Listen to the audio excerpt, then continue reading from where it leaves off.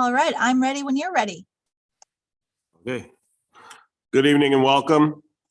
I'd like to call the Henrietta Town Board meeting for March 9th, 2022 to order. Please call the roll.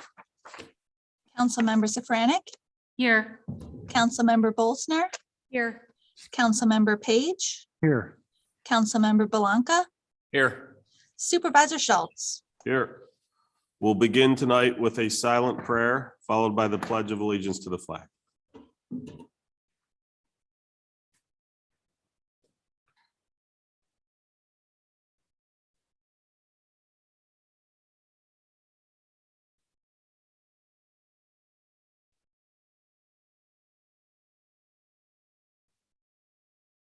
Pledge allegiance to the flag of the United States of America and to the republic for which it stands, one nation, under God, indivisible, with liberty and justice for all.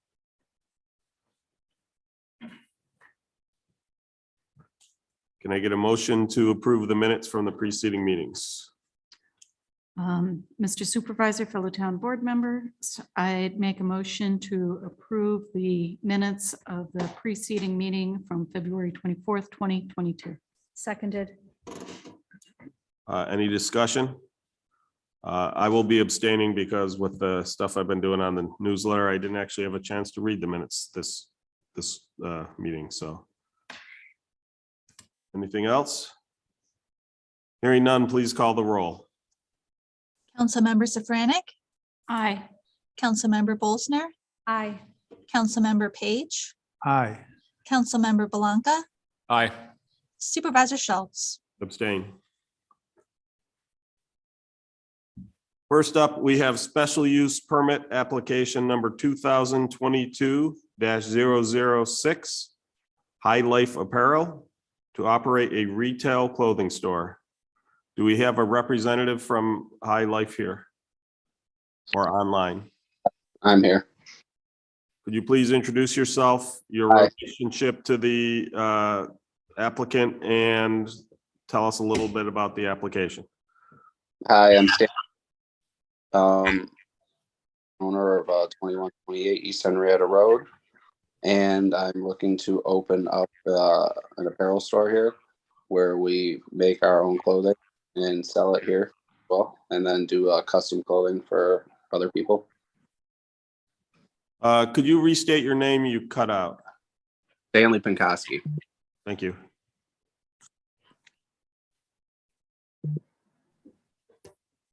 Okay, I'm sorry, my computer had done an update, so it's just now finishing.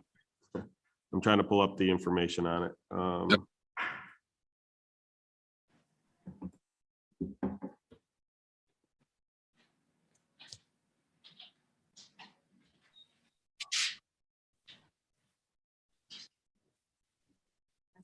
Oh, yeah, I'm sorry. Go ahead. Ask questions. Yeah. So you said you're going to be making your own apparel. What kind of apparel is it that you're going to be making? Like hoodies, t-shirts, mugs,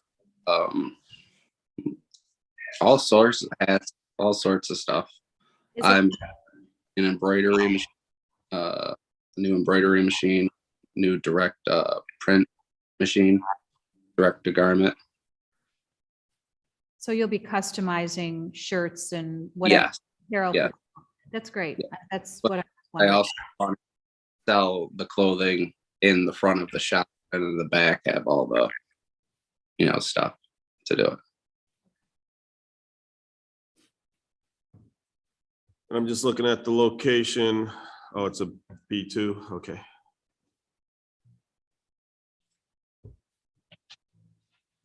Am I not on? Yeah.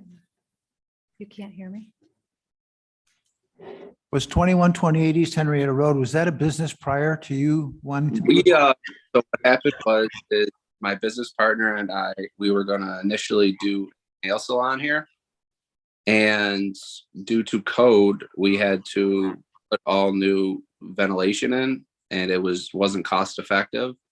And then COVID happened and my business partner unfortunately passed away from COVID.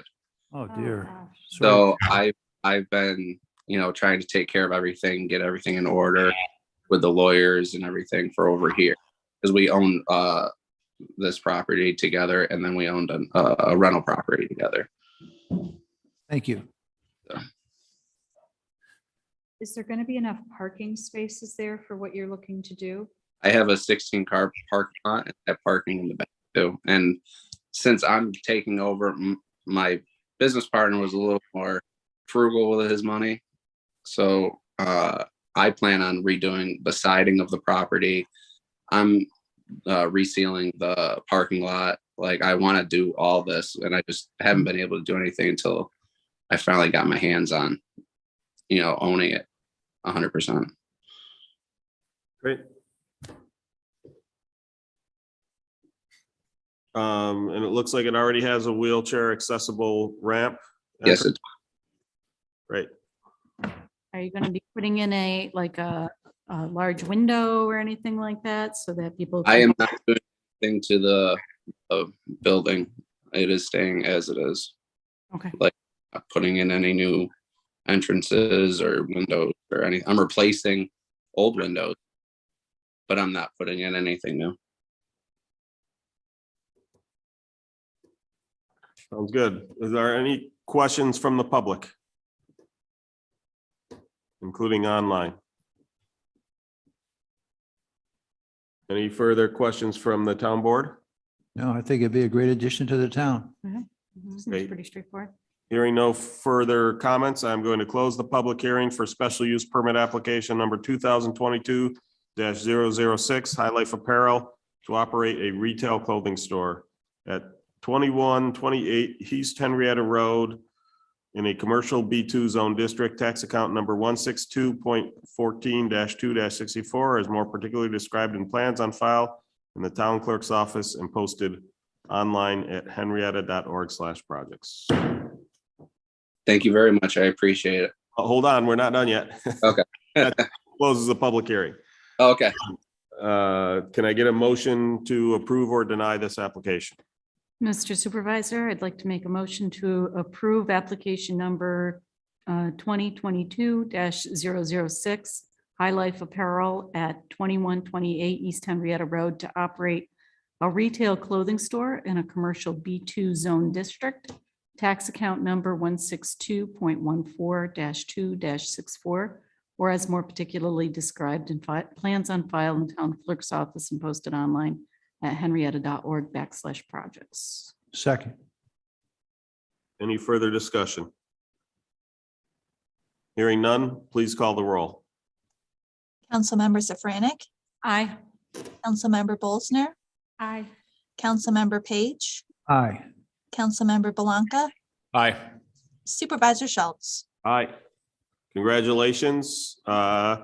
If you send an email to supervisor@henrietta.org, I can connect you with the Henrietta Chamber of Commerce, who can assist with grand opening, ribbon cutting, that kind of stuff.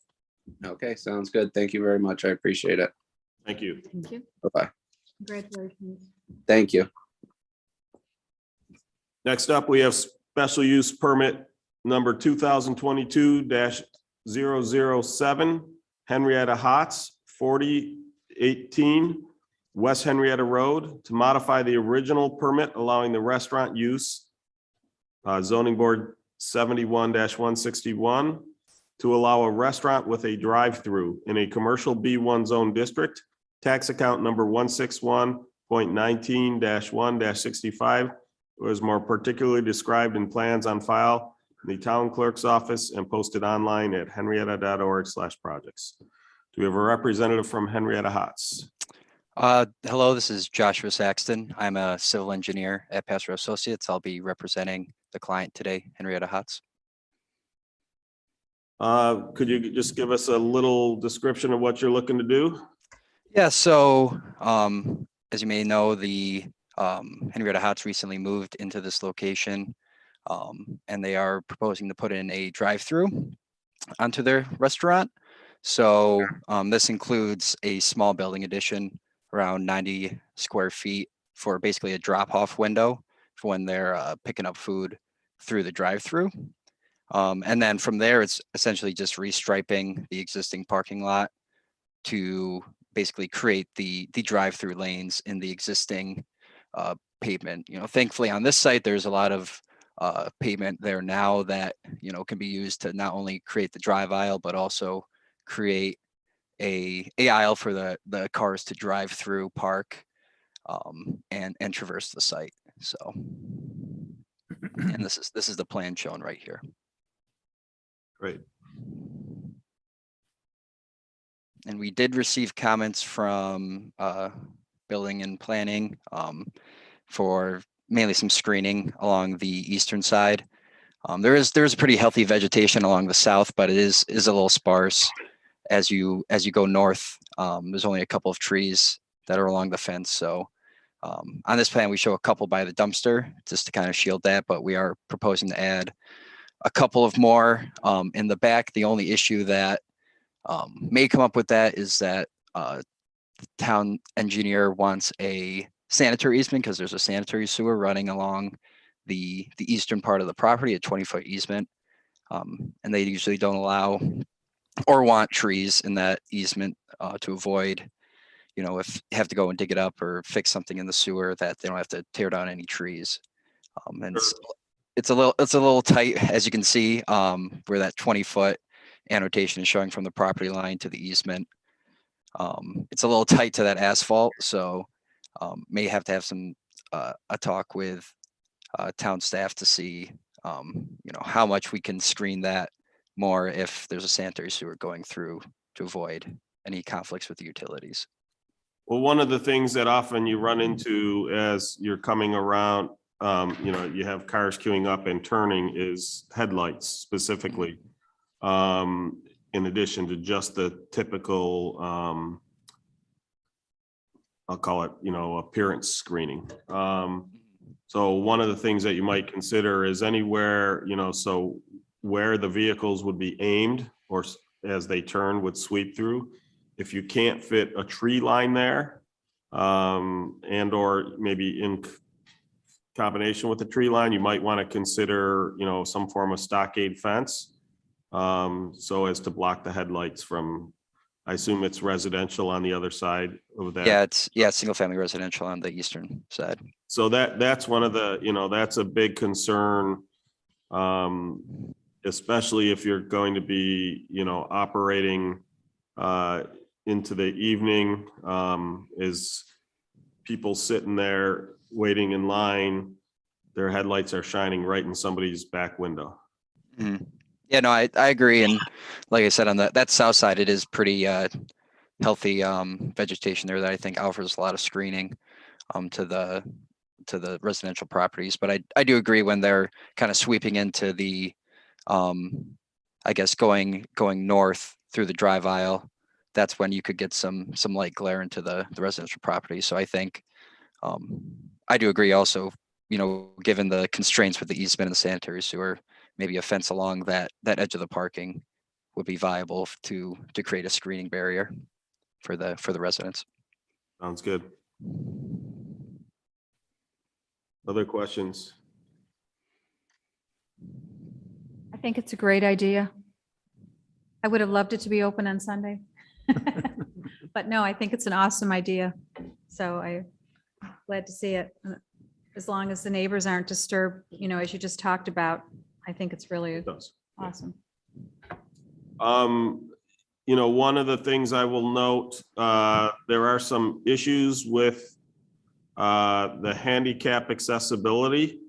Let me see if I can pull that up. I had a resident who was going to be unable to attend tonight. Send me some feedback. If I can get you more specific details, although if I can't, one of the things you can do is send an email to supervisor@henrietta.org and I could respond with it. Oh, I found it. They must put a ramp they basically asked if we would add a condition that they must put a ramp from their parking lot onto their walkway. The last time I was there, I had to jack my chair up a low spot on their sidewalk or go around the grass. So it obviously handicap accessibility laws have changed, and and improve for the better. One of the things in that sidewalk, if there isn't a sufficient ramp, means to get onto the sidewalk, you may need to, Craig, what's the real term I'm looking for here? ADA accessibility. No, the thing, gore, or what's, Strike area or. where the ramp comes down, the sidewalk comes down and then flattens out. Anyway, a taper, okay. That you may need to taper the sidewalk, especially towards the handicap parking spaces. Yeah, no, I definitely agree. And just looking at this Google, not getting the actual grades there, it does look like the curb kind of does inhibit that. So I think, as part of this, we can definitely flatten that curb out so it's flush with the pavement, and then also put a detectable warning surface there as well. So that, it's completely ADA accessible. Oh, I am going to send those comments on to the planning board, because ultimately that's right. You still have to get site plan approval yet? Yes. Yeah, you still have to Okay. get site plan approval. So I'm gonna send that, rather than put it as a condition of the special use permit, I'm just gonna send that comment to the planning board so that they make sure that it's addressed in the site plan, since it's really more applicable to a site plan than it is a special use permit. But, again, someone brought it to my attention upon seeing the legal notice, so. Okay, other questions, comments? Anything from the public?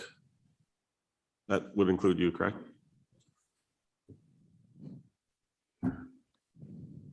Good evening, Craig Eckert, Deputy Town Supervisor. Just wanted to make the note, and this can maybe even address to Kevin Wilson. There is a lot of infrastructure on the parking lot in the backside. There's a storage unit there now, a large RV. I see, I think from the plans that there's going to be now a container, or at least for the grease dumpster and trash, which is now also outside, so that's good. But I think there's a lot of other debris and things out back that we could be cleaned up. If it's a property maintenance issue, and it's a Kevin issue, but wanted to bring that up to the board tonight. Sure. Okay, thank you. So I'll assume you will address that as part of this effort. Yep. Yeah. Anything else? No. Anything from the public, including online? Hearing none, I'm going to close the special use permit for special use permit application number 2022-007 Henrietta Hotz to modify the original permit allowing the restaurant use to now allow a restaurant with a drive-through. Can I get a motion to approve or deny this application? I'll make a motion, Supervisor Schultz and fellow board members, I make a motion to approve application number 2022-007 Henrietta Hotz, 4018 West Henrietta Road, to modify the original permit allowing the restaurant use ZB 71161 to allow a restaurant with a drive-through in a commercial B1 zone district, tax account number 161.19-1-65. Or as more particularly described in plans on file in the town clerk's office and posted online at www.henrietta.org/projects. Second, Excuse me. sorry. No, it's no problem. Couple quick questions for the applicant per our new procedures. For restaurant special use permits, you do have sit down. Is that correct? Yes, I believe. Yep. You And then outdoor seating at all? I believe, yes, there are some benches out front of the restaurant. I just want to make sure we have all the proper boxes are checked on the special use permit. We've already talked about drive-through. You do not do 24-hour operations though? No, And you're not planning to switch to that? not at this time. No. Okay. Okay. Any further comments? Hearing none, please call the roll. Councilmember Safranik, Aye. Councilmember Bolsner, Aye. Councilmember Page, Aye. Councilmember Belanca, Aye. Supervisor Schultz. Aye. Congratulations. We look forward to the changes and, I'd say welcome, but you've been here for a long time, just at a different location. Thank you. Thank you. Next up, we have a public hearing for the proposed local law to amend the town board to address specialty motor vehicles. Originally, we were also going to update the code with regards to the term special permits. However, we found a few sections of code where it was a little bit more complicated, and our town attorney advised us to do it all in one shot. So I'd gone through all the code, found all the sections where it should just be switched, and then identified the ones where we're going to need further work. And so Don and I will crank those through and get that out so that we can have a local law. We can call for a public hearing at our next meeting for the subsequent meeting, so we can get that cleaned up. So we're not going to vote to adopt the proposed local law? We are just going to remove that second portion. We can still adopt the original. It's not, because we're not adding stuff, correct me if I'm wrong, if we're just removing that additional portion, which again was more of a, call it clerical, but not exactly, that it's not considered a significant enough change that would require us to table the whole thing. Is that? Yeah, I think it's, I think in favor of that position, we're narrowing the scope of it and taking out basically a subject that didn't have a whole lot to do with it anyways. Really, the law's about specialty motor vehicles, and it still is. So this sort of add-on is not going forward. It's going to be its own thing. Right. Yeah, we just decided to, for lack of a better way to put it, bifurcate it so that we just deal with the specialty motor vehicles here and we deal with the special use. It had those sections where it's a little ambiguous as to what the meeting would require significant rewrite. We probably would have just done it in one just to simplify the process. But the instant it got complicated, we decided to bifurcate it. So does anybody have any discussion regarding the specialty motor vehicle? I will note we do have the gentleman representing Myers RV here if we have additional questions in that regards. So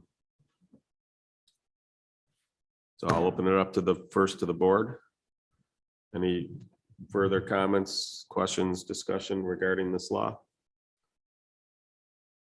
And then I open it up to the public. Is there anyone from the public who wishes to speak?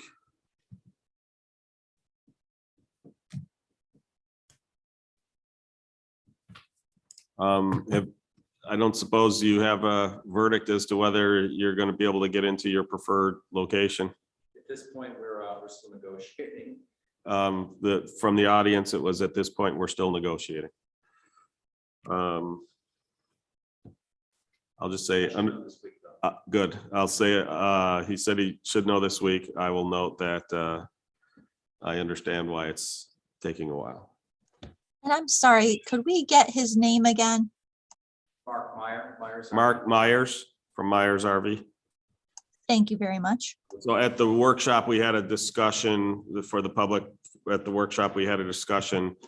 Myers RV is in need of an existing site, an existing building on a very short notice. And so they are looking at a couple locations in Henrietta, including Gander Mountain, which would come under this legislation. Again, under this legislation, there would be limits put on the maximum number of, at the public hearing, or at the special use permit meeting for that application, we could put in specific limits on the maximum number of vehicles out in the parking lot.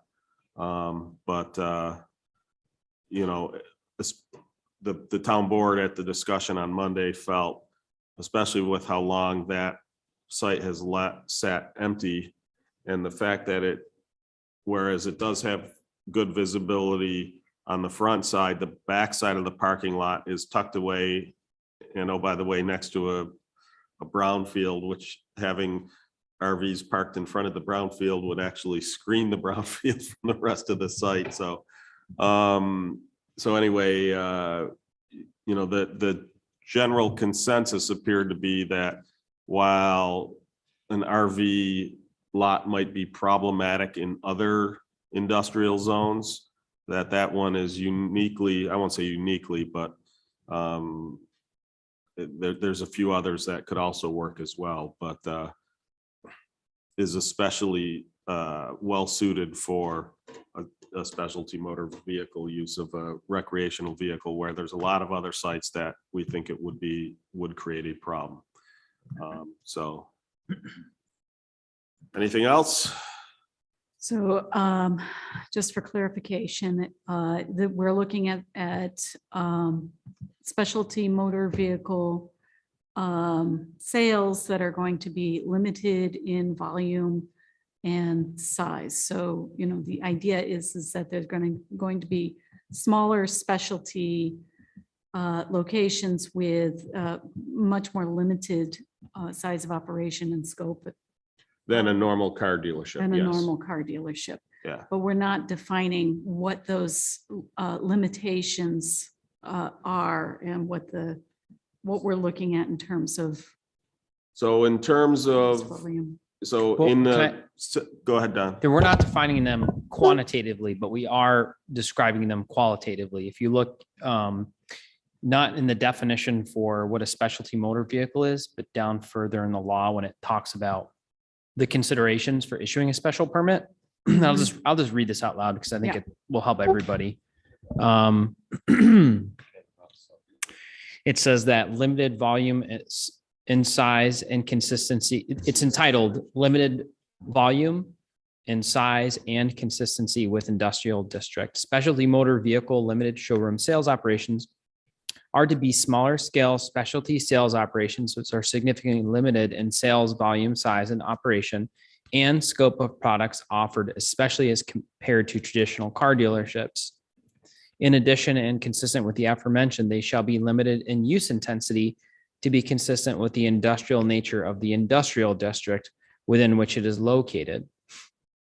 Thus, the volume of expected sales activity and resultant use intensity and traffic shall be materially less than that of a typical car dealership and shall also be generally consistent with the industrial character of the surrounding area. In considering these issues, the town board shall consider and may impose conditions relating to, but not limited to, considering the following. And I'm actually going to modify, right? There's a grammar error there. Whether the number of vehicles for sale kept at the property is sufficiently limited, whether the number of demonstration showroom vehicles at the property is sufficiently limited, whether activity associated with transportation and delivery of vehicles to the site is controlled and sufficiently limited, whether the size of the parking and storage area on the site is sufficiently limited, and whether the range and types of vehicles to be sold at the property is sufficiently limited. So again, we don't have, your parking lot can only be 10 by 10 or whatever, but it does, it is a qualitative issue for us to look into. Okay. And so, for instance, as we discussed Monday, this particular industrial zone, because of the way it's set up and its proximity, its access on major commercial roads is better suited than some others in town with regards to, so certainly I would think an RV dealership is at the high end of the specialty motor vehicles from an impact standpoint, right? Right. And, and again, as I mentioned at workshop, it's not so much concern about this particular place, this particular location, but rather just the precedent going forward, that we want to make sure that other specialty motor vehicles sales places don't push the limit as to Right. what they can do and what we want outside of dealership row. And so what will be crucial is when that application is in front of us, we should list the reasons why, potentially as whereas clauses in the resolution saying that, because again, this particular location has sat idle and empty for so long. It has good, a decent, supports a healthy commercial traffic, that it has good access from a vehicle delivery standpoint. It has more than ample parking without the creation of new impervious surfaces. And just list all those reasons why we would consider it here, but might not consider it, for instance, in one of the locations between, let's say between Clay Road and East Henrietta Road, where that would not make for a good, RV site, just because of the traffic, that accessibility off the streets, that type of stuff. So we should list all those reasons so that, going back to your point, when a subsequent one comes in and goes for a location that's not appropriate, they say, well, you approve that one, we can say, right, but that one had this, yours doesn't. Yours has significantly greater limitations. So whereas we might support something like the Handicap Accessibility dealership, which has obviously far less impact typically than an RV site, this other location, the RV site does work there, right? That's one of the keys when we're doing that stuff, is if there's reasons behind why you said yes to one and would say no to another, you need to list those details so it's crystal clear. What about things like test drives? Is that something that can be limited in this? It's not something I don't think that we addressed in this particular. I'm going to ask you to come up to the microphone and answer that. Like, do you typically take Occasionally, Occasionally? not a whole lot. Most of, like I told you the other day, most of what we do, we're about 80% towable stuff. You don't test drive a towable unit. And 20% of it is motorized.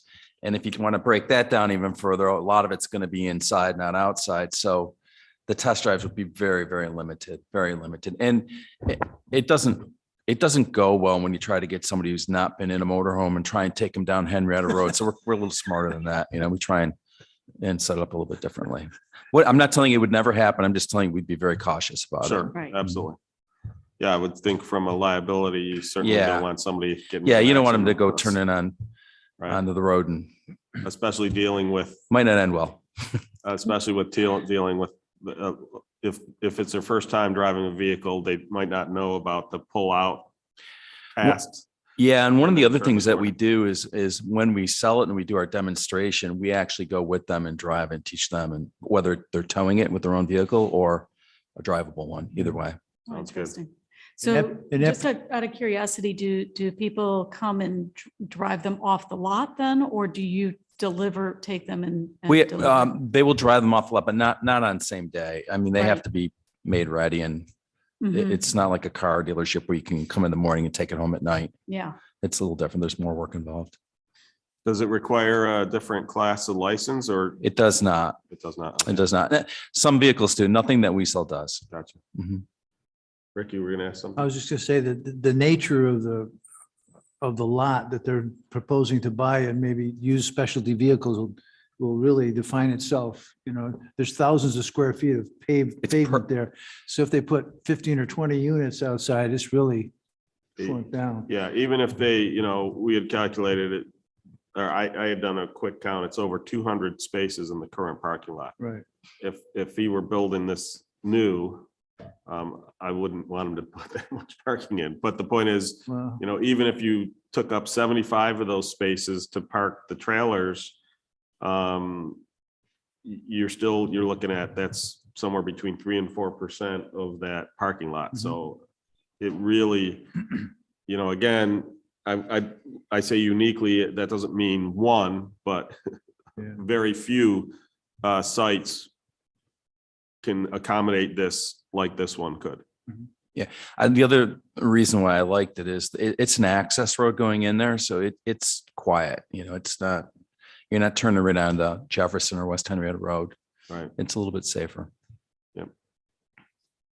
Yeah, but again, I think back to my original point, said it's not so much about this No, understood. specific one, because hopefully when you come to Henrietta, we'll be covering that with a special use permit. Okay, But this is we're actually changing the local law. Right. So this is what's going to be governing all special use permits regarding specialty motor vehicles going forward. So to me, that requires a bit more considered thought, because this is what we're going to be using to guide us and all of the decisions regarding these types of things going forward. So maybe in RV sales, there's not going to be a lot of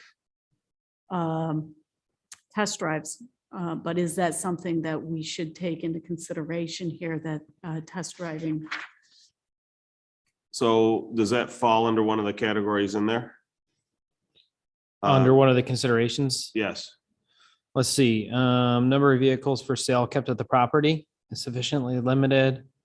Number of demonstration showroom vehicles kept at the property, we could say kept, maybe and used, kept at the property and used for test drives. Right. Oh, yeah. I mean, do we want to just add a category of, although we do talk about the traffic impact, correct? Yes. Transportation and delivery of vehicles to the site is controlled and limited.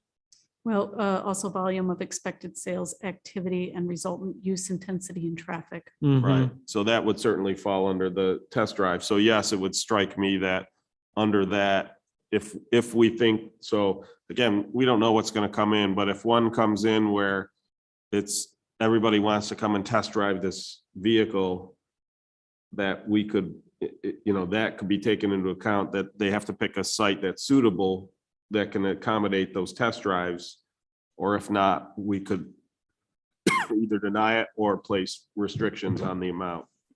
Yeah, my concern is having a Tesla or some other high-end luxury vehicle or something along those lines that may want to define themselves as a specialty motor vehicle.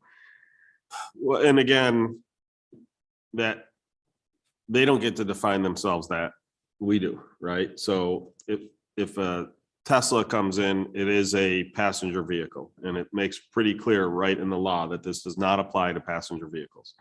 They have to be on dealership row. Yeah, well, I mean, again, even the passenger vehicle definition is flexible, because ostensibly an Right. RV is as a passenger vehicle, but So, right, so, but again, if someone wants to play those lawyer games today, allowed in a commercial B1 district is any retail sales business. One can argue that includes car dealerships, right? So. I'm not, Right. I'm not against the law. As I said, I just think that Understood. is the local law that is going to be guiding us going forward, and I want to make sure. I agree. I'm just saying, my point is, if your concern is that lawyers for the applicants will try to redefine the law, they can do that today. And they we do. They do. Oh, absolutely. And we've also turned some down, again, we had somebody who tried to build non-senior housing in a senior development. We turned that special use application down. There have been some that have been turned down. What typically happens is we work with the applicant until they either conform to the requirements of that zone, or sometimes they say, you know what, this is going to be too restrictive, and they look elsewhere. That's actually quite common. So if someone wonders why there's such a high approval rates for special use permits, it's usually because the process itself either changes the application or weeds out those applications that aren't really applicable. A lot of people can read the writing on the wall, for lack of a better way to put it, and say, you know what, that's not going to fly if I try to put that there. I'll find a better location instead of trying to squeeze it in. Sometimes people still try to squeeze it in. And again, there've been some that have been voted down. So I absolutely appreciate your concern and agree with it. like I said, to me, that's a factor of when these applications come before us, we have to be meticulous in documenting the reasons why. And so even on a denial, it should have a bunch of those whereas clauses as to why we think it should be denied.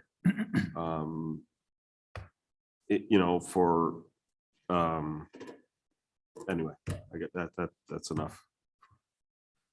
Otherwise, someone might kick me. Inside joke. Any other comments, questions? Okay, thank you for coming and Yeah, thank you. addressing again. Mhm. It's not specific to your application, but your application will be to this. So we just want to appreciate you coming here to give us feedback.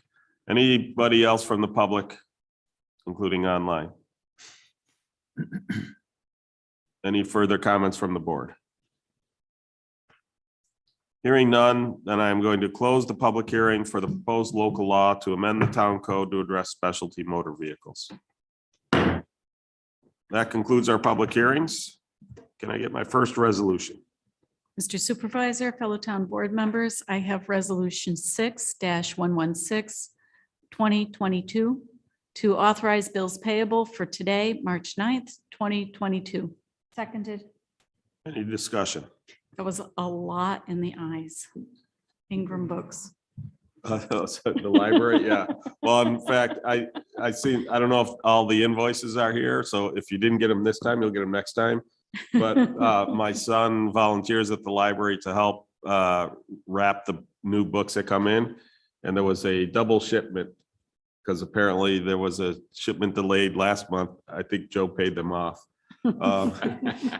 So if it wasn't part of this, it will be in the next one. Yes. Yeah. Yeah. Any further questions, comments? Hearing none, please call the roll.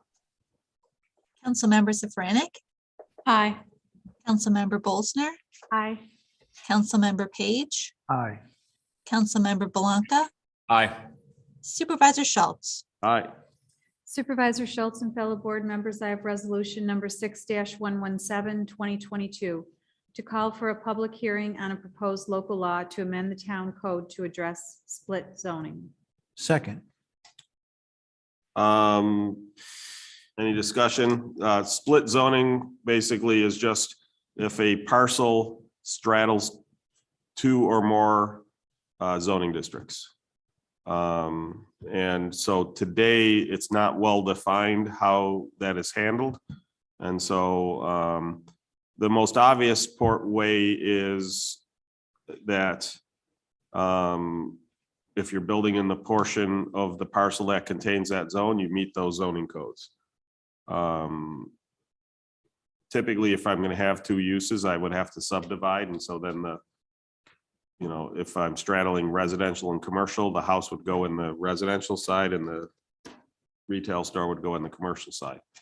But sometimes that's not practical. In fact, some of our zoning districts go right down the middle of a building.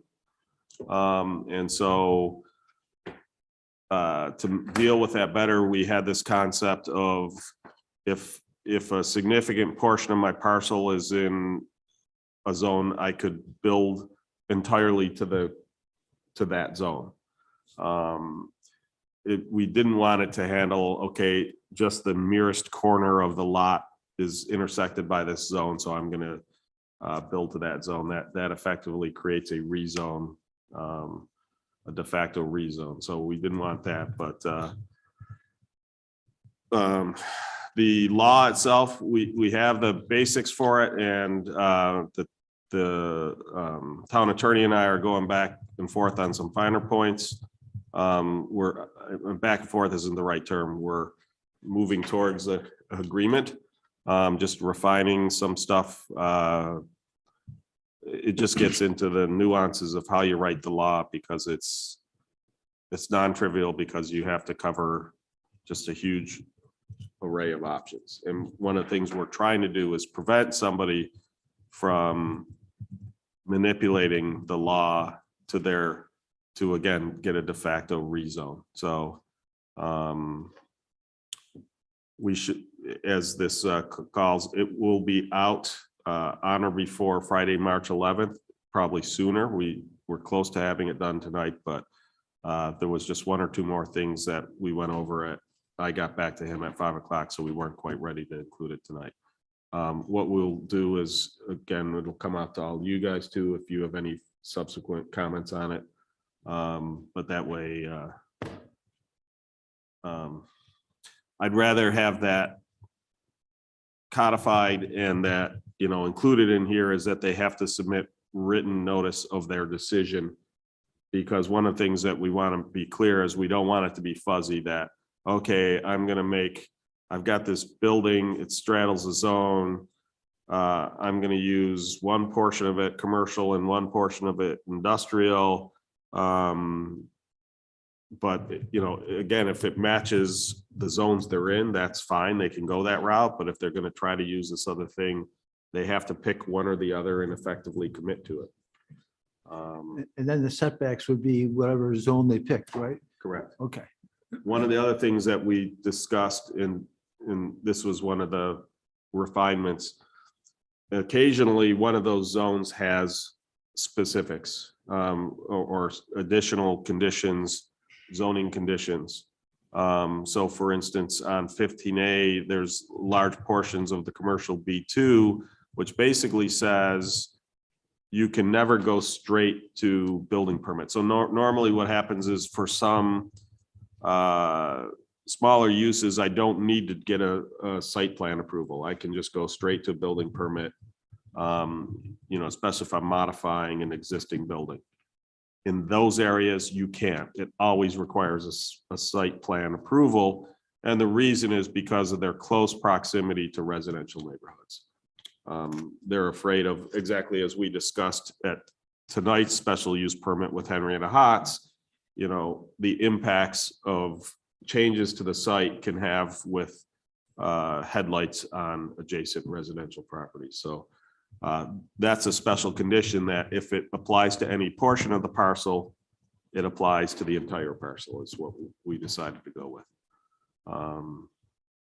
But one of the things we have to figure out is, well, what if the specifics, and I'll use Delphi, for example. Delphi is the former Delphi property is industrial with specifics. In this case, the specifics say these are the only uses allowed. Well, I can't, if this situation doesn't exist there, but if half of that parcel was industrial with specifics and the other half was commercial, I couldn't take those specifics and apply them to the commercial zone because it would basically wipe out the point of the commercial. So that's one of the things that Don and I still have to discuss as to how do we handle that? Is that at the discretion of the town board to make that determination?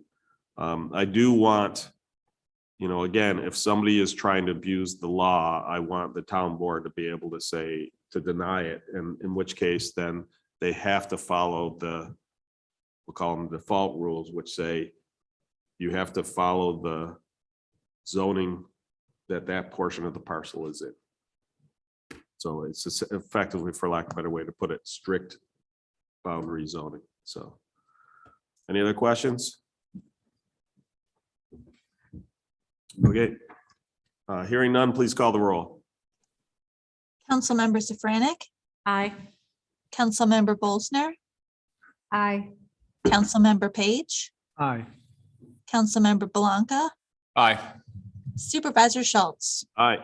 Mr. Supervisor and fellow board members, I have resolution number 6-118/2022 to appoint Pat Wardinger as the Climate Smart Community Coordinator for the town. Second. Comments?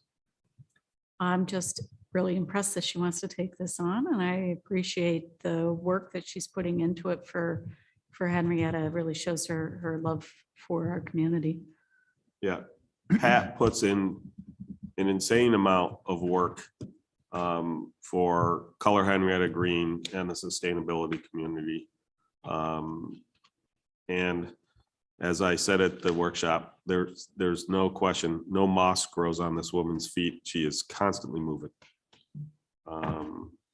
So thank you very much, Pat, and your willingness to take on this role and helping us achieve the credits for the Climate Smart Communities program so that we'll be able to pursue funding to put in additional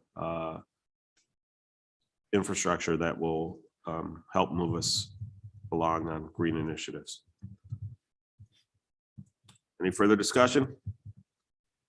Hearing none, please call the roll. Councilmember Safranek, Aye. Councilmember Bolsner, Aye. Councilmember Page, Aye. Councilmember Belanca, Aye. Supervisor Schultz. Aye. Mr. Supervisor and fellow board members, I have resolution number 6-119, 2022. Whereas Russia launched an unprovoked attack on their neighboring country of Ukraine and has continued to increase their assault with mounting casualties and destruction. And whereas the greater Rochester community has one of the largest Ukrainian populations in the state, with approximately 40,000 individuals living in the area, including many who live in the town of Henrietta. And whereas the world, including Russian citizens and people of Russian descent, has united in the condemnation of Russian dictator Vladimir Putin, who continues to invade sovereign nations and his seemingly unending thirst for conquest and a return to the iron-fisted rule of the Soviet Union. And whereas there are many ways to help those affected by this brutal attack, whether it is through donations to the Ukrainian Red Cross, through donations to the local organization Rock Maiden and Interval, or by supporting our neighbors and friends in our community who are of Ukrainian descent or have friends and family in Ukraine. Therefore, be it resolved that the Henrietta Town Board joins its voice in condemning Russian dictator Vladimir Putin and the Russian government for undertaking this unprovoked assault and the tragic loss of life, property, and sovereignty it is inflicting on the people of Ukraine, and encourages the residents of Henrietta to provide support and comfort to the people of Ukraine and or their neighbors of Ukrainian descent, if able. Second. So, I'll open discussion that, obviously us voicing this condemnation, Vladimir Putin isn't going to say, you know what, I was wrong, roll my tanks back, right?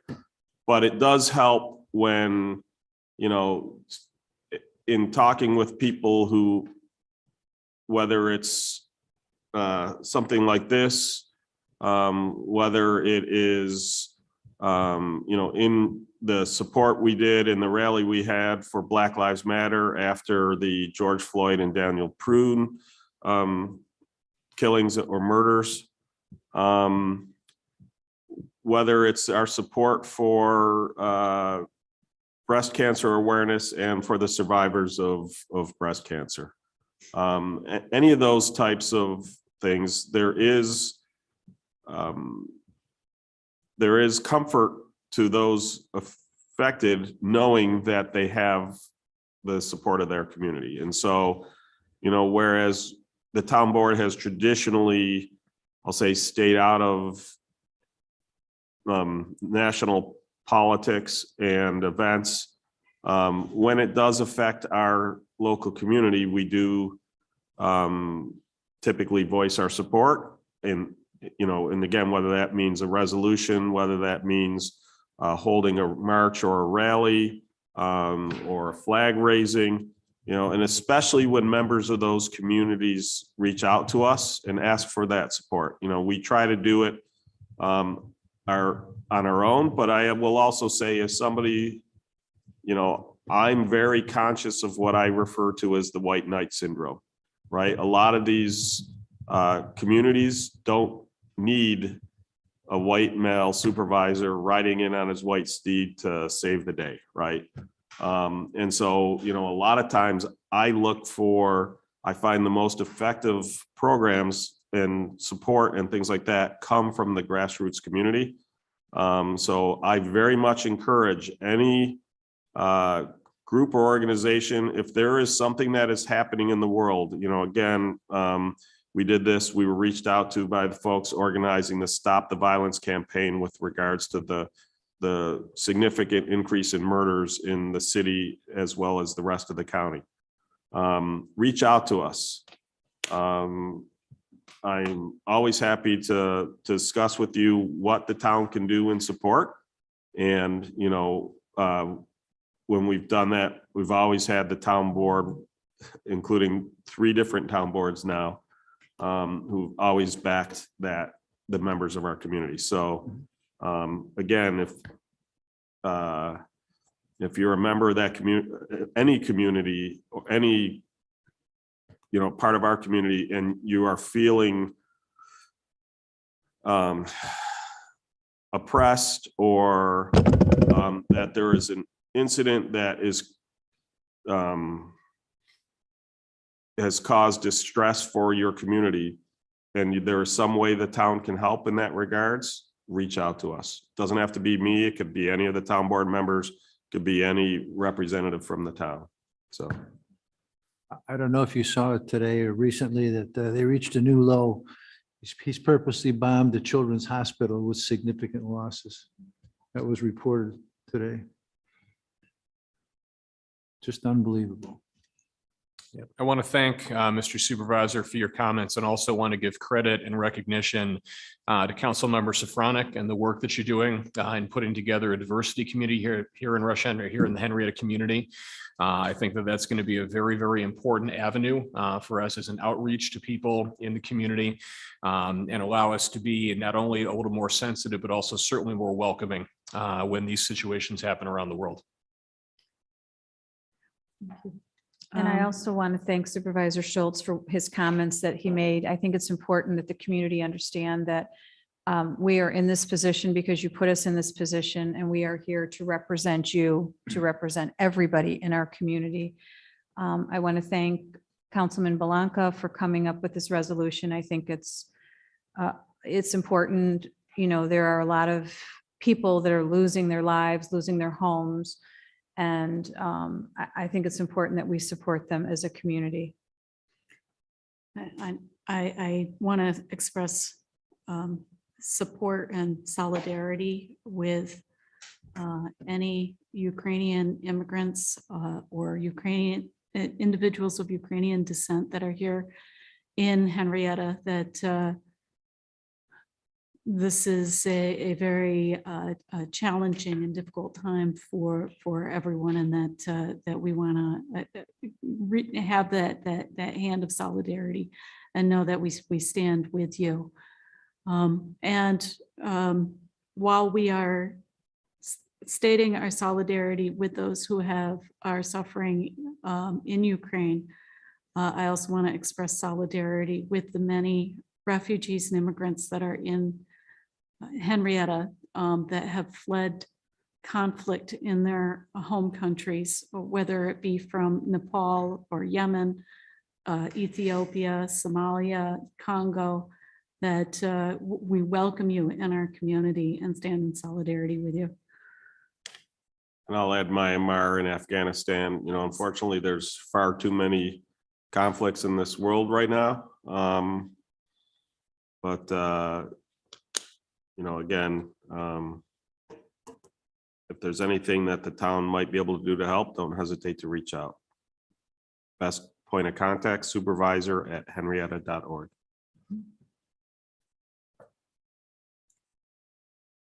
Any further discussion? Anything from the public?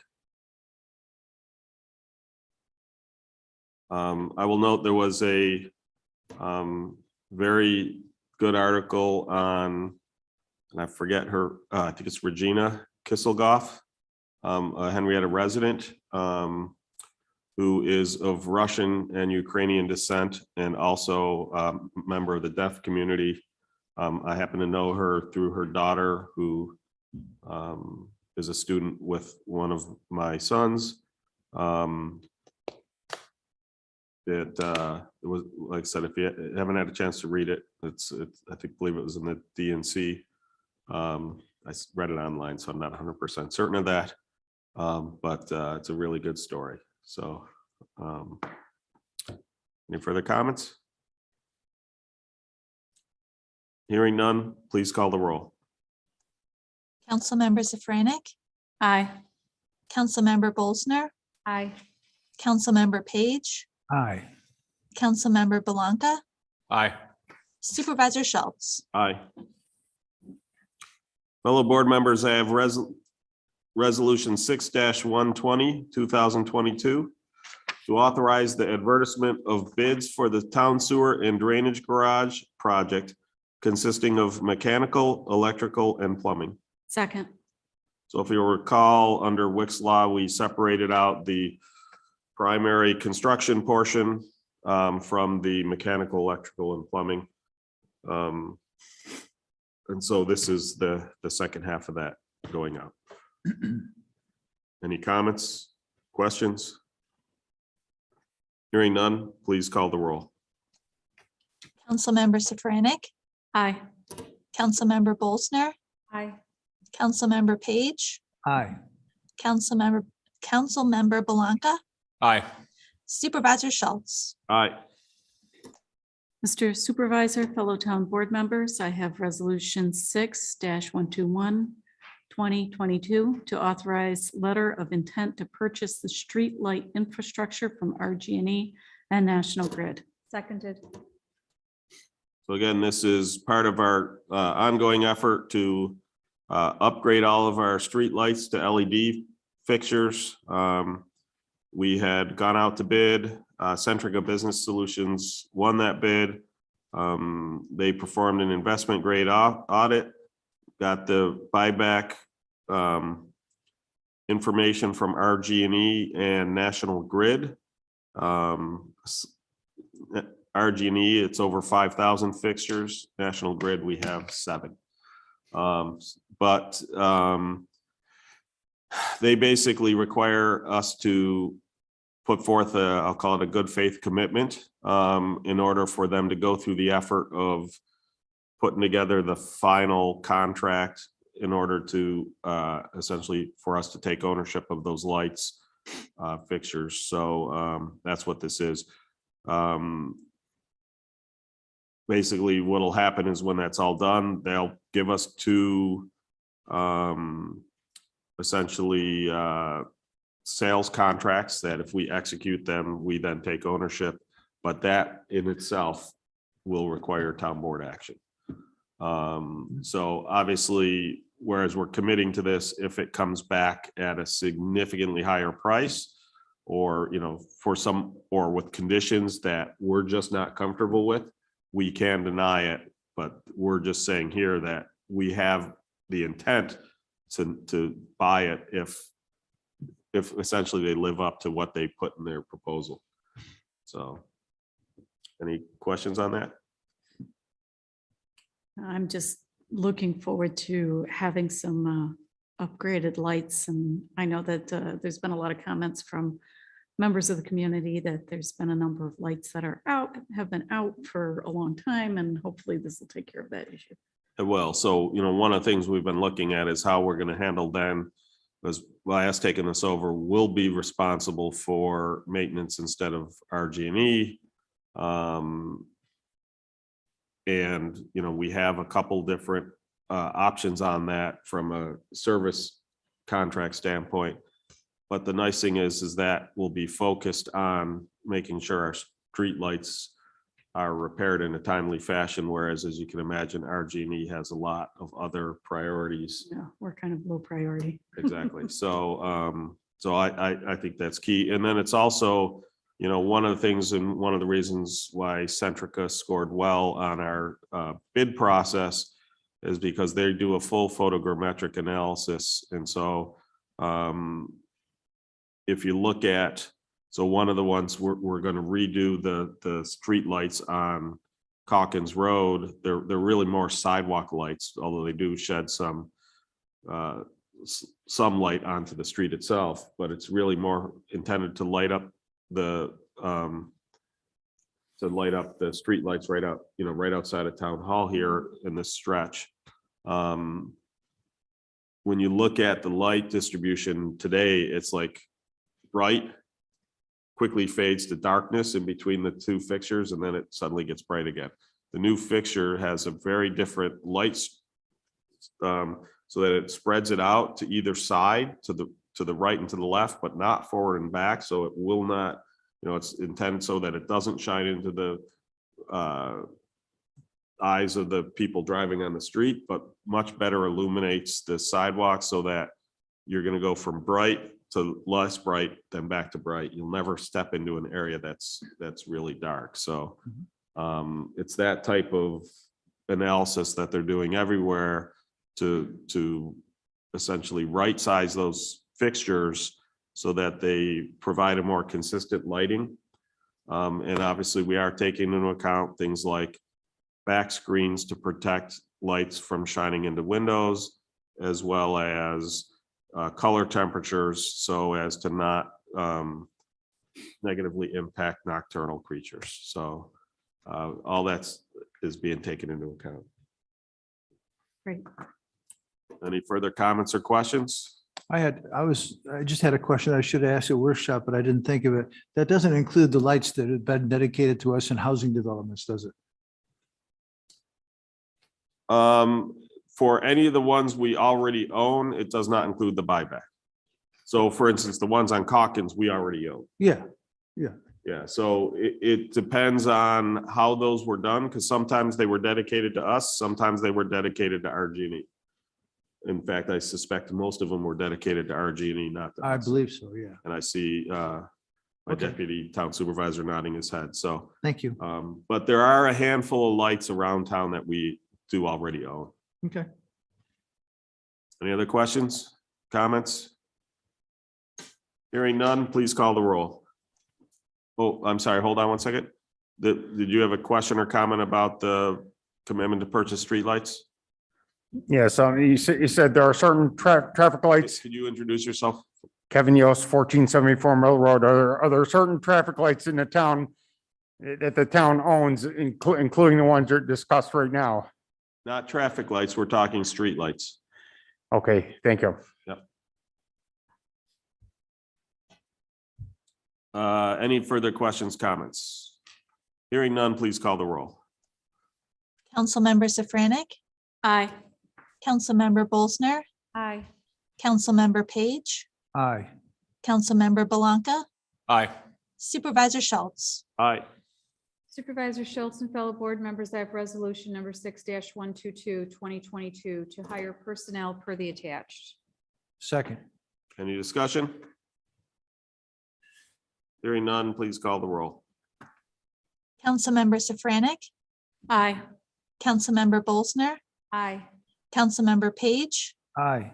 Councilmember Belanca, Aye. Supervisor Schultz. Aye. Mr. Supervisor and fellow board members, I have resolution number 6-123/2022 to issue a negative declaration and adopt local law number 6 of 2022 to amend the town code to address specialty motor vehicles. Second. Any questions, comments? Obviously, we discussed this at late during the public hearing. Yes. Hearing no further comments, please call the roll. Councilmember Safranik, Aye. Councilmember Bolsner, Aye. Councilmember Page, Aye. Councilmember Belanca, Aye. Supervisor Schultz. Aye. Mr. Supervisor and fellow board members, I have resolution number 6-124, 2022 to issue a negative declaration and adopt local law number 7 of 2022 to allow adult use cannabis retail dispensaries in limited portions of the commercial B1 district. Second. So I'm going to open discussion with, we've received a couple comments, unfortunately not last meeting during the public hearing, but just recently complaining about the restrictiveness of the distance and saying that this would too severely limit where cannabis goes, dispensaries could go.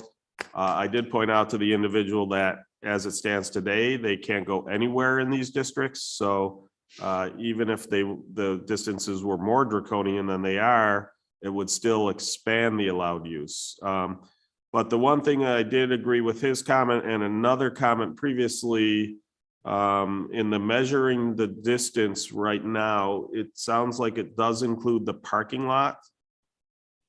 And I don't know that when, and I don't know how the other town board members feel, so I'm just going to express my original intent and see what other people think as to how it should be measured.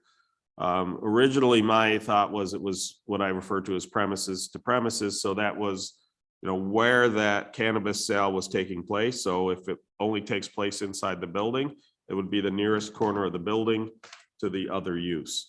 As far as the other use, and I'm going to use Clubhouse Fun Center as an example, they have outdoor activities, right? They have the miniature golf and the go-kart track. So essentially there, it's to the edge of those fences where those activities take place. It's not just to the building, because to me, those are part of the premises. And then obviously a public park, it's essentially the whole park, right? Because people, that's the whole point of a park. So I look at it that when they're coming in for the special use permit, just like we do with restaurants, they can't sell outdoors unless their special use permit expressly states in their plan that that's part of the premises that they're going to be selling the cannabis. And so I have a problem with including the parking lot as part of that measurement. But I don't know how other people feel about that. So People have expressed a desire to sell cannabis out in the parking lot? they have not. They have Okay. not. I'm just saying, but I mean, I'm just using that as an example that right now the law basically says that the premises is the building and the parking lot where people park for the business, and I think that is too restrictive on the other end. Some want it door to door, but again, I think that's too loose on the other end because, going back to the Clubhouse Fun Center, the door is hard, in other words, that's clearly the folks playing putt-putt are a lot closer to the other facilities surrounding than just the door. And then I always use the example of a park, right? What's the front door on a park? Some might have a building, many do not. So, and I'll use Tinker as a prime example of that, right? Do I count it to the front door of the Tinker homestead? Well, what about the stuff on the way back side of the park? Very far away. So it's, just looking at it that my thoughts are that I'd like to see it modified to basically be, as we're defining that measurement, it's from the premises. So it would either be the building that has the sale, or if it's a multi-tenant building, the suite within the building that is doing the sale. So the nearest portion of that premises measured to the nearest portion of the other use premises. So that other use is churches, schools, and, children related, or how do we describe it? Businesses where the business focuses on children's entertainment, Yeah. caters to children, right? It's worded as business, which is primarily focused on providing services or products to children, including, for example, child care facilities or recreational facilities with a significant youth component.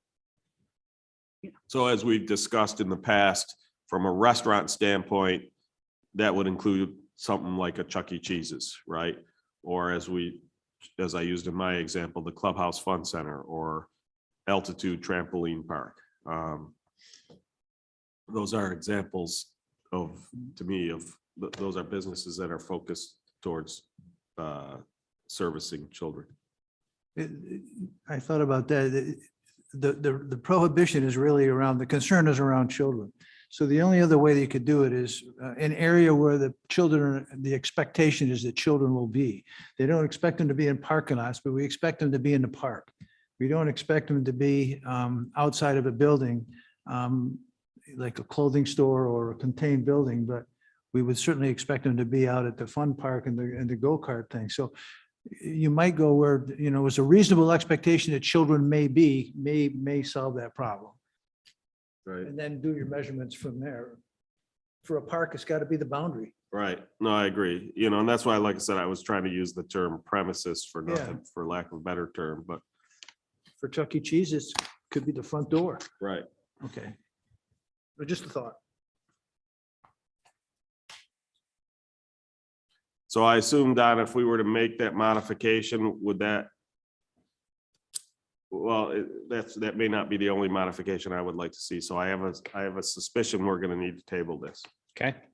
Because the second thing I would like to take a look at then, and this is something we had discussed, is so under the way zoning laws work, so let's say, and I'm going to use a real world example, right?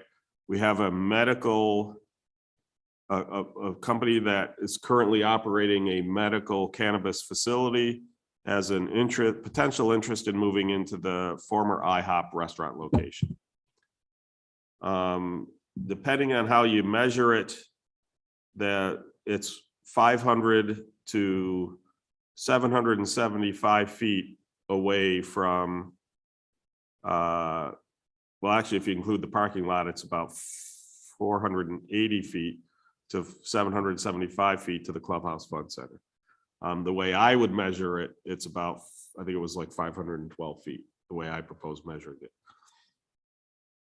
When you look at those facilities, they do very little outside signage. They are very controlled access. They are very, it is so, that's the characteristic that someone described them, that they're like an Apple store. The way zoning works today, if somebody wanted to build there, they would first have to go get a variance from the zoning board to reduce that distance from down from 1,000 feet, and then come in for the special use permit. One of the things that we can do is give in the law, we'd have to rewrite it, give the town the authority to reduce those distances. It's already in there if there is a significant barrier. And so the example I give in that one is Jefferson Plaza across from Southtown.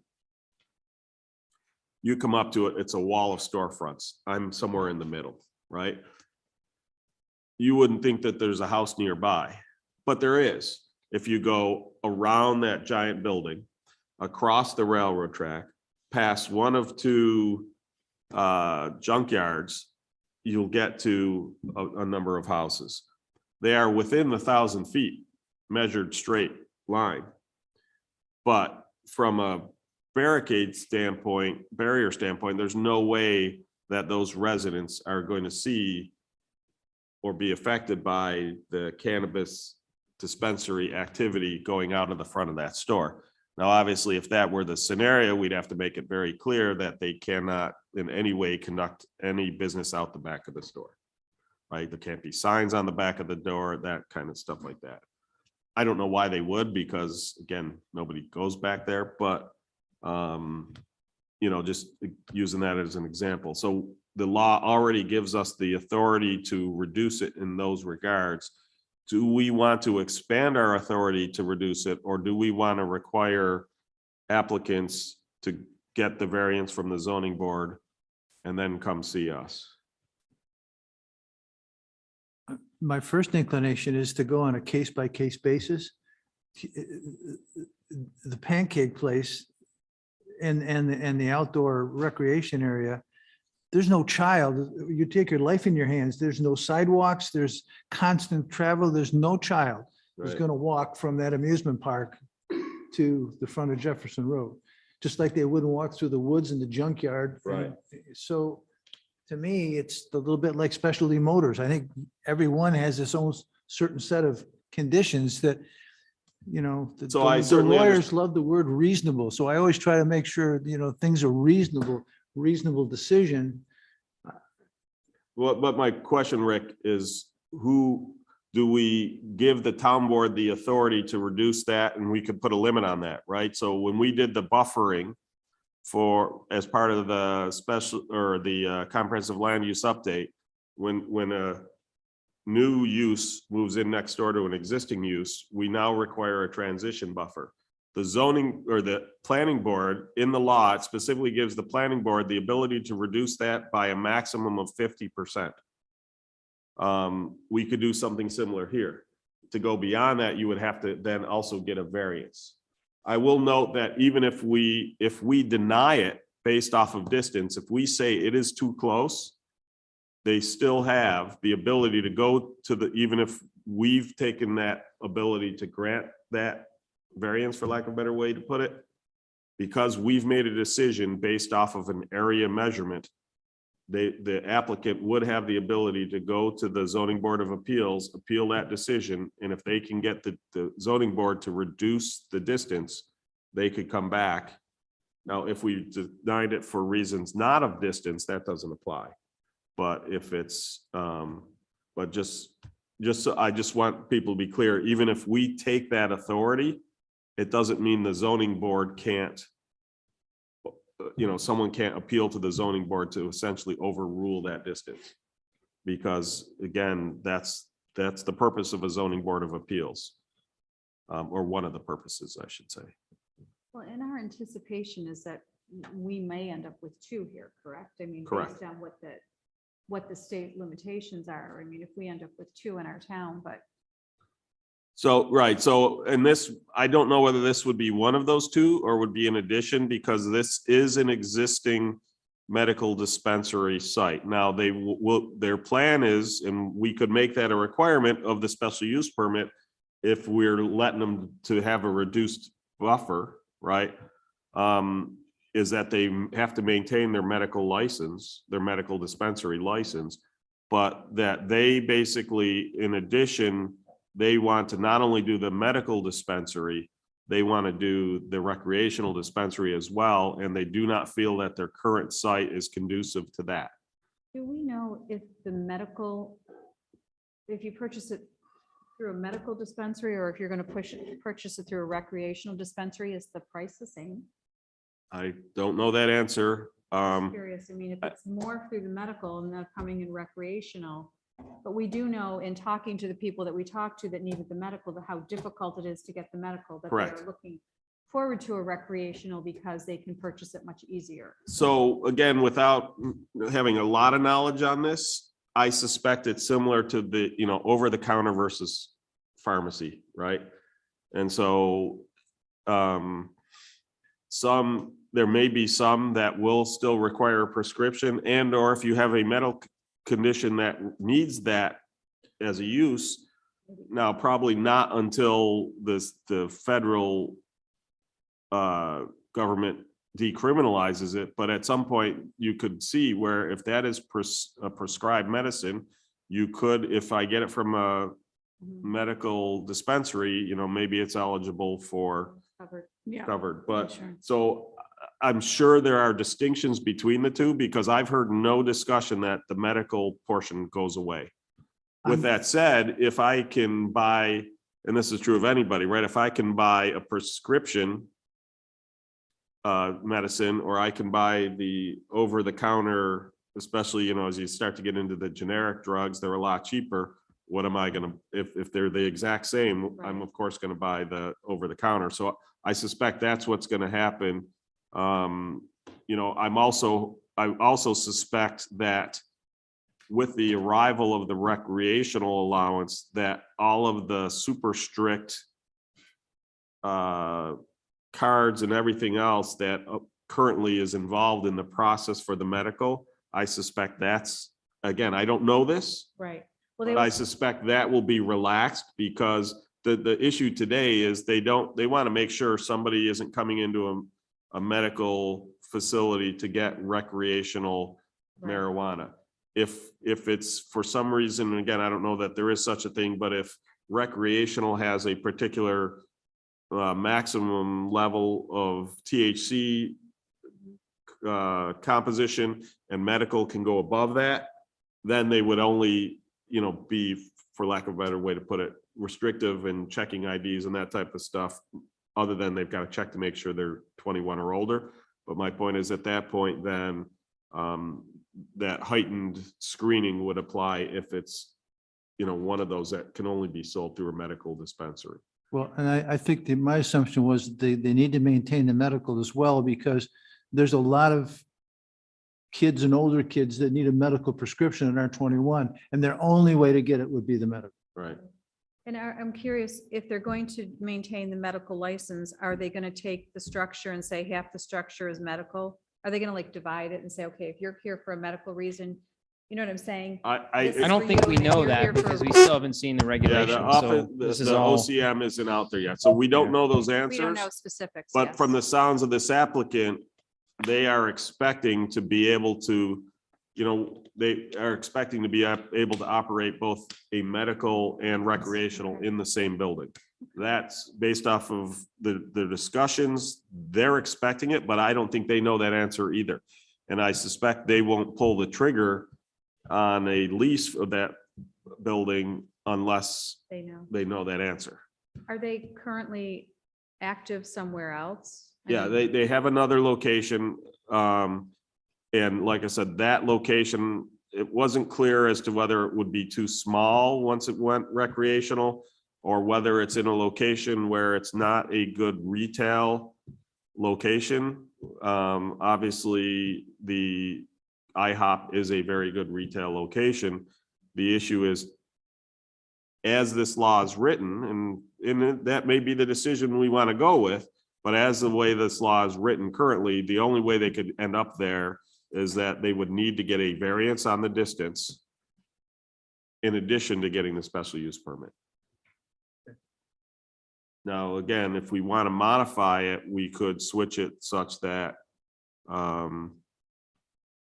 that we have the ability to reduce the that 1,000-foot requirement. We can keep it listed that there are only specific circumstances we do, or like, again, going back to the buffer, there isn't a list of what those conditions, it's effectively at the discretion of the planning board up to 50%. Or we can leave it as is, which means they'd have to get a variance. I don't know, the people have, I think I would prefer that that we prioritize the town board, because that way it would be wrapped up in one application with the special use permit and the zoning I agree. variance. that sounds like we're in concurrence on that. So it sounds like we're gonna have to table this one. And then what we'll do is, so I want to call for a public hearing instead. I've got another question though. It mentions 1,000-foot setback from those specific places, but what about residential? Do we mention that? It is in there, yes. Residential. Oh, D residents. Okay, gotcha. 1,000 feet from any residence. Yeah. Okay. Because there are some homes along, closer to like John Street. There are, and that's why we, like I said, in that range, there are huge pockets, carve outs where they can't be Right. because of those restrictions, but it's one of those. So just because it's essentially allowed from if we decide to go with this, it would be allowed from John to Winton. There are large pockets that are carved out by that restriction. Gotcha. I am going to, I'm going to steal the text from another resolution and effectively modify it. Because I'm going to switch this, I'm going to.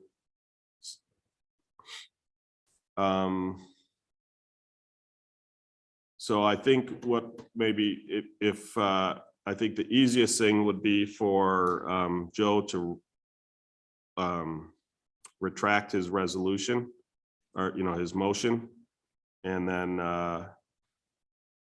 or we can vote to table the decision either way. is there a first and a second? There Sorry. was a first and a second. Okay. Yeah, if you want to retract your motion and then someone else can move to table the issue. Right. Well, I'm not going to move to table the issue. I'm going to put a motion because we have to call for a public hearing. The public hearing was closed last week. Unfortunately, very few people gave us feedback during the public hearing, in which case we would have had time to change the law. Most of the feedback came in today, so So can you just reopen it again? we can, but I have to. You have to re-advertise the we have to revised law anyway. re-advertise anyway, so I'm just gonna, Yeah. Yeah. we've got. I didn't mean now. I meant next meeting. Yep. Yes, Yeah, so we're gonna re-advertise it for next meeting. I'm just trying to find that resolution where we called for a public hearing. Why can't I find it? You can make a verbal resolution to call for a public hearing. I know, I was Supervisor. just. Oh, found it. Okay. Okay, so do we want to go that route, Joe? Do you want to just withdraw your motion? Yes, Mr. Supervisor and fellow board members, I'd like to retract my motion on resolution number 6-124, 2022 to issue a negative declaration and adopt local law number 7 of 2022 to allow adult use cannabis retail dispensaries in limited portions of the commercial B1 district. Second. Well, I was gonna say, as the person who seconded, I will also. I will, Second that. You can third. Yeah. Sorry. It was no a problem. Okay, No, you take the second, yeah. so fellow board members. I don't know whether this is gonna be 6-124 or 6-125. Do we have a ruling from our town clerk? Let's make it 6-125. 6-124 failed. Okay, Sure. I don't know. I'm just making this up as we go. I agree. Tonight. Fellow board members, I have resolution 6-125 to reopen the public hearing for a proposed local law to amend the Henrietta zoning code to allow adult use cannabis retail dispensaries in limited portions of the commercial B1 district. The public hearing would be for the March 23rd, 2022 town board meeting. And the local law will be available as on or before Friday, March 11th, 2022. Second. Any further discussion? Okay, so we'll capture those changes we've talked about today. And then we'll have a hearing and put the approval resolution back on we'll have to modify slightly since to cover the new things, but we'll put the adoption resolution back on the agenda for that meeting. Any further discussion on this? Hearing none, please call the roll. Councilmember Safranik, Aye. Councilmember Bolsner, Aye. Councilmember Page, Aye. Councilmember Belanca, Aye. Supervisor Schultz. Aye. That concludes our resolutions. Do we have any discussion items or comments from the public?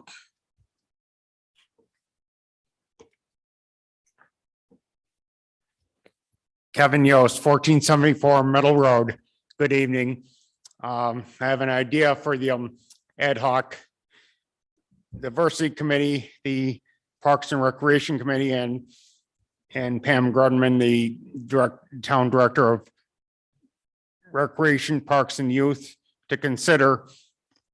Namely that I guess when Jack Moore became town supervisor, his first 4th of July festival, the tents were moved down to along Cabin Road, the then new Hanson Amphitheater, which was a good move with the amphitheater down there.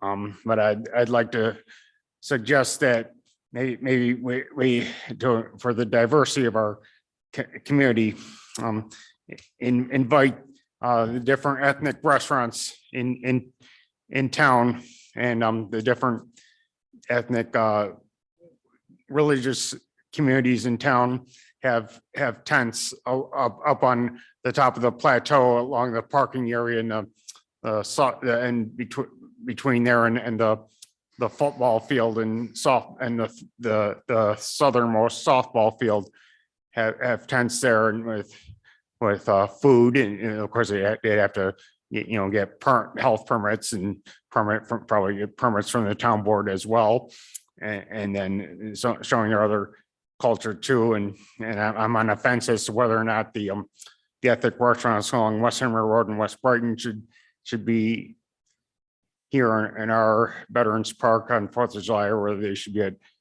Brighton's fireworks festival at Meridian Center Park. Well, and I know a couple of religious entities had to stop their festivals on the southwest part of town because of noise that disturbed the neighbors that was generated from the festivals. The Buddhist monastery on Martin Road, they could have a tent up there with their showing their culture and staffed by the monks, and the Macedonian Orthodox Church on Telephone Road also had to stop their festival because of noise and disturb the neighbors from the generated from the festivals. They could have a tent there with their food, and you know that this idea came about in the early 2000s. I had an idea for a diversity festival in the summer and in that park, and especially around the time that unfortunately the Heritage Village at the old town, at the old county fair, at the old county fairgrounds down the street failed, went by the wayside. And the Macedonian church had a tent there with their food and culture. Maybe they could you know, it would show the culture and the different food they had at their festivals, and maybe they could invite the Macedonian dance troupe from Canada to perform there, depending on how open the border is with COVID. And then late spring, early summer of 2019, the Egyptian Coptic Orthodox Church at the corner of Lehigh and Beckwith had a festival there at their food, and they showed videos of the history of the pyramids and the mummies and the pharaohs were mummified, and they could show that as well. And then the one black church, the Christian Missionary Friends Black Church on Baptist Black Church on Beckwith Road, they could have a tent there to show African American culture and African culture. And I know last I knew that church celebrates Kwanzaa in the wintertime. I don't know if this town still has a Grange or not, but if they do, they could have a tent there, show different things that they had in the old Grange Hall and the old fairgrounds up the street, and serve their almost all natural strawberry shakes there. Kevin, maybe. can I cut you short a little bit? Yeah. I think it's an interesting idea, and we've actually talked about some of this initial stuff. Might I suggest that the better venue for this would be the Parks and Rec Advisory Board? Okay, they don't allow public to speak there, do they? They absolutely can. We can, I'll contact me at supervisor@henrietta.org, and I'll work with Pam and the Park and Rec Advisory Board as to whether it's there or whether it's directly with Pam's staff, but to have you get some of your ideas directly to them.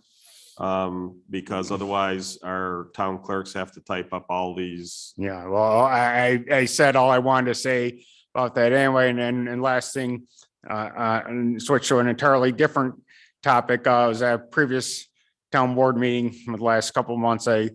He talked about parks and it requires the state Court of Appeals ruling requires the town to have the approval of both the state Senate and state assembly to sell parkland, and Mr. Supervisor said he didn't think it needed to be signed by the governor as well. I'd just like to ask the town attorney as to whether or not it needed to be signed by the governor.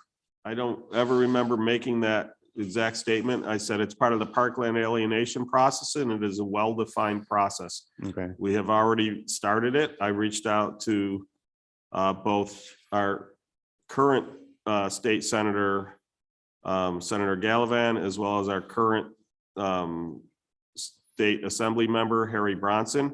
Harry Bronson's team has taken the lead on it, and they have put together the start of the alienation process.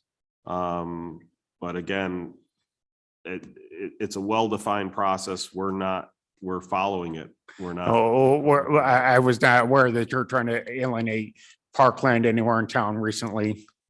We did talk about that. So the two that we're talking about alienating, one is a land swap. So as part of the local waterfront revitalization plan, we need to bring the Riverwalk Trail through the Riverton Golf Course. Along the river, there is no space where it's not dangerous. You're not in danger of being struck by golf balls.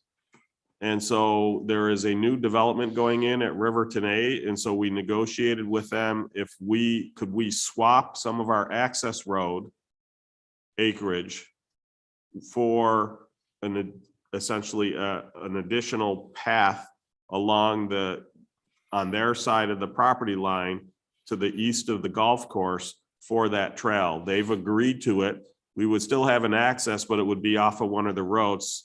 It's a fairly close even swap. We actually get a little bit extra square footage. But in order to do that, we need to alienate that parkland. The second one is Martin Road Park South.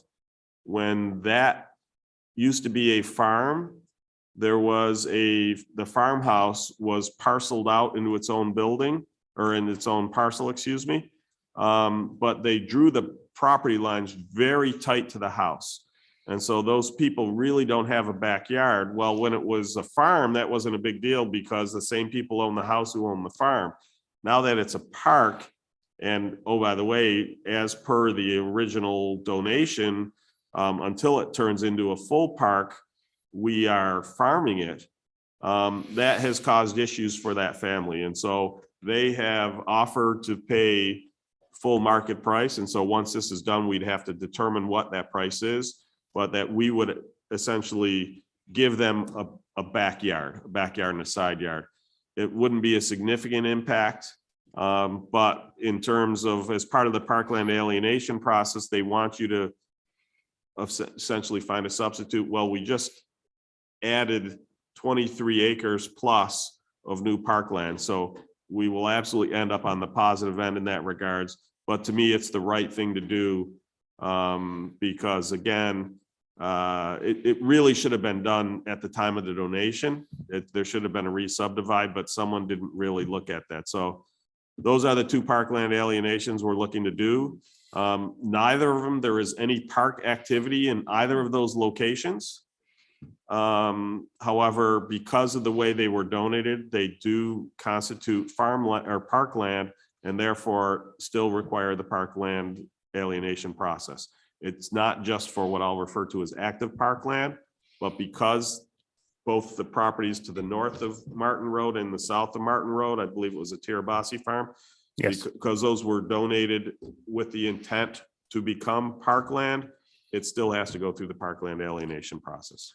Right. Now, are you planning on selling the entire portion of Martin Road Park south of Martin Road? No. It's a fraction of an acre. Okay. It basically just gives them a backyard. What we did is, if you look at the property lines, their parcel is tight. The next parcel over is what I'll call a normal parcel. We're just extending that line straight out. Okay. So, And but obviously that all be, as part of that process, we're going to have to pass stuff here. We'll have public hearing here. There'll be plenty of time to provide input, but we're following that whole parkland alienation process. okay. And my next question is, did the town board approve the housing tract between the Riverton Golf Course and Fire Station number 6? They were issued a special use permit in that to basically, we don't approve the subdivision ourselves. That the issue we have in Riverton is it's not a use that requires a special use permit, but in Riverton, if there is any plan that does not precisely match the original, well, I shouldn't say original because it was updated once, the currently approved design plan for the Riverton community itself, it requires us to rule on whether their current plans are consistent with the original plans of Riverton. And so that's what that special use permit is for. And we did discuss with them about a number of, it's essentially, originally they were going to have a mix of single family and multifamily. And they were up against some potential limits because the Riverton community basically set some percentages of the different types of housing. Single family, there is no limit on it. And so when they switched the plans to all single family, it essentially became consistent with the original plans of Riverton. The bigger issue with that particular one, to be perfectly honest, was the seeker. They addressed all of the seeker concerns. And that seeker is SEQR. Which stands for State Environmental Quality Review. The one that there were concerns here was the traffic, but they did every mitigation that was asked of them by our traffic consultant and by the New York State DOT. We would love to see a traffic light perhaps where Scottsville West Henrietta Road meets Erie Station Road. The New York State DOT disagrees, and unfortunately, they have the only say. But again, based on our traffic consultant who said, you know, as long as they cut the vegetation back so that they create ample sight lines, then that should not be an issue. One of the things we did is we asked them, and they offered to basically put in a sidewalk along the western side of the road, which essentially will make sure that the vegetation continues to stay back so that the sight line remains. So I don't know where they are currently on these with the planning board, because they still would need final subdivision approval and site plan approval. So What intersection did you say you want a traffic light and the state DOT shot you down? that's effectively. Which intersection? Scottsville Western Road and what other road? It's where Erie Station, so Scottsville West Henrietta Road, when it gets to the golf course, makes a hard left and Yeah. goes south and across the bridge. To the north is Erie Station Road. So Yes, it's to that the intersection. east, there. yes. Okay, that intersection. Okay, yeah. The idea being that that would create gaps for the people at Countess to also be able to turn out. Yeah. The two intersections of this, the two entrances to this development, one is directly across from Countess and the other is directly across from Scottsville West Henrietta Road. Okay.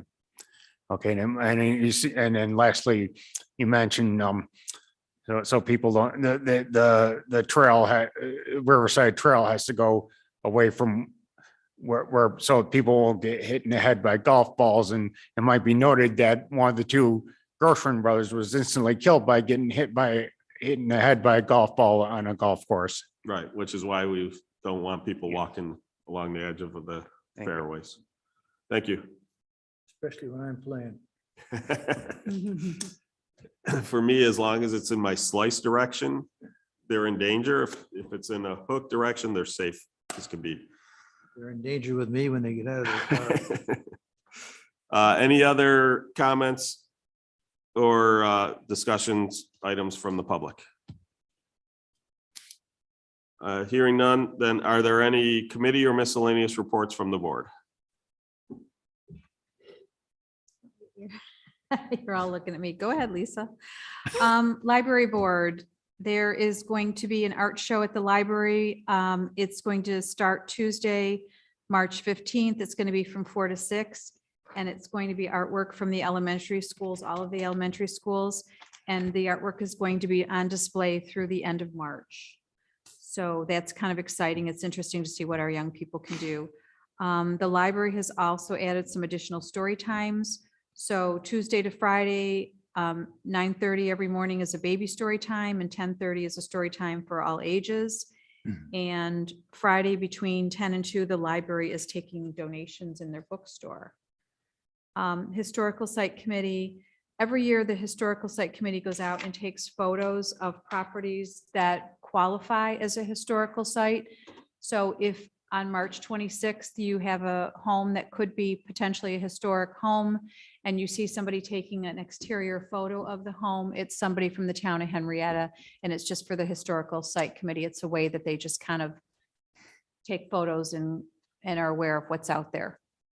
That's all I have. Anyone else? Go ahead. I Oh. have zoning and planning. I don't know that there's a whole lot to report. Okay.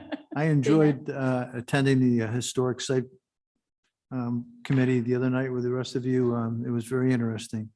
I also attended the CHS Board of Directors meeting last night. I don't know if you know it or not, but they own a home on Pinnacle Road, 867 Pinnacle Road. You see an ambulance out. They use it for training. Oh, They yeah. sold, what? Yeah, they sold that house. Oh, okay. Yeah. So they Also- No longer own it, they sold it, you said? Yeah, they closed on it. Yeah. You know, we always saw the ambulance out front and wondered why there was. Yeah, always an that's a training ambulance. facility, That yeah. explains it. Was the idea to use some of that funds to do their garage? It could be, yeah, Yeah. yeah. Also, they always present a lot of reports and statistics about calls and situations, and they had a really high outstanding results with respect to cardiac arrest recently. And they determined that that was due to excellent response times and also EMS training, but more particularly community education. And we have a lot of AEDs in the area now. And a lot of kids, even in school now, with CPR. And so that was good to hear. And also, as you mentioned, the new garage they're building, the entire sprinkler system in that building is what they call a dry system. It has powder inside because they have iron pipe. So if the sprinkler system needs to go off, it can go off and the powder comes out and then the water, but it's leaking. They spent already $17,000 trying to put patches on it. So they're going to be in contact with our fire marshal to determine whether sprinklers are necessary in that facility. Other than that, it was a regular meeting. All right. Nothing from me. Both of my committees are meeting next week. Sounds good. The State of the Town Luncheon is March 30th. If you're at all interested, send an email to supervisor@henrietta.org. And I'll put you in touch with the folks. That's at the RITN and Conference Center at noon. And then I'm putting the finishing touches on the town newsletter. That will include slides from the State of the Town. I will note the State of the Town Luncheon is done in conjunction with the Henrietta Chamber of Commerce, and it's one of their fundraising events that helps raise money for the scholarships that they give out every year. So I don't, I always get conflicted, and I want people to attend the State of the Town news luncheon, but I also want to get the information out to the people who are unable to attend. So it will be in the town newsletter if you can't make it to the luncheon itself. Is it like 11:30 or 12 o'clock check-in? I believe so. I can get that information to you, but And you need to hear from us whether we're going to go or the public. the town itself gets a couple tables, including for the town board members. I'll go. But this was more for anyone in the public who wishes to attend, but Thank you. what for the town board, Mayor Beth will probably soon send out a meeting notice to make, because basically if any town board member isn't able to attend, we fill the rest of the table with typically department heads and or sometimes just, employees who have an interest. So I got a invitation in the mail today. So, go. Yep. Any other? And anything else?